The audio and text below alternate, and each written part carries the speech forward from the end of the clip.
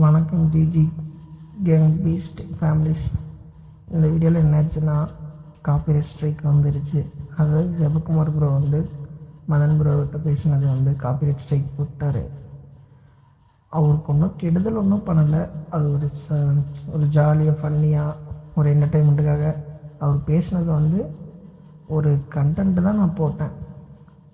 அதுக்கு அவரை பற்றி கெட்டதோ ஏதாவது அவதூறு பரப்புறதோ அந்த மாதிரிலாம் எதுவும் போடவே இல்லை.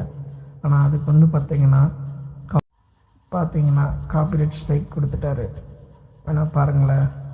It's was remove following copyright remove request by Jebakumar live. மறுபடியும் இன்னொரு இதில் பார்த்து பாருங்கள். கண்டென்ட் கிளைம்டு பார்த்தீங்கன்னா அதுலேயுமே பார்த்தீங்கன்னா ஜெபக்குமார் தான். ஓகே, அந்த வீடியோ என்னன்னு பாருங்களேன் நீங்களே. இல்லை லைவ் யார் லைவ் பார்த்துனுக்குற? ஹலோ கேக்குதா? ஸோ இந்த மாதிரி வீடியோ நான் ஒரு 8 நிமிஷத்துக்கு போட்டிருந்தேன். ஆனால் இப்போ பார்த்தீங்கன்னா அதுக்கு காப்பிரைட் கிளைம் கொடுத்துட்டாரு. ஸோ நான் எதுவும் தப்பாலாம் எதுவும் பண்ணல. சரி, ஜிஜி கேங்கில் அவர் சேர்ந்துட்டார். ஸோ அதனால் சரி கண்டென்ட்டாக சரி மதனை தானே இது பண்ணி போடுறாரு அப்படின்னு சொல்லிட்டு ஒரு ஜாலி ஃபன்னிக்காக ஒரு கண்டென்ட் போட்டேன். அதுக்கு காப்பிரைட் ஸ்ட்ரைக் கொடுத்துட்டாரு. ஸோ அவருக்கு ரெக்வஸ்ட் போட்டிருக்கேன். அவர் கிளைம் பண்ணுவாரா பண்ண மாட்டாரா என்னன்னு தெரியல. ஸோ நான் எப்பயுமே சாக்கோ லைவ் தான் பார்ப்பேன்.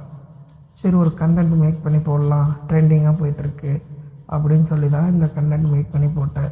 ஏன்னா சாக்கோ, கொக்கி குமார் ப்ரோ, அப்புறம் ராடு, ஜீவா இவங்கெல்லாம் பாக்ஸ் கோட் விட்டு வெளியே வந்ததுக்கப்புறம் நான் மதன் லைவ் பார்க்குறதே இல்லை. ஏன்னா எனக்கு பிடிச்சவங்க இங்கே இருக்கும்போது நான் போய் எப்படி அந்த லைவ் பார்க்க முடியும்? ஸோ ஜெபக்குமார் எதனால் இப்படி பண்ணாருன்னு தெரியல. ஸோ இந்த வீடியோவை ஜெபக்குமாருக்கு ஷேர் ஆகிற வரைக்கும் எல்லோரும் ஷேர் பண்ணிகிட்டே இருக்குங்க கைஸ். சப்போர்ட் பண்ணுங்கள்.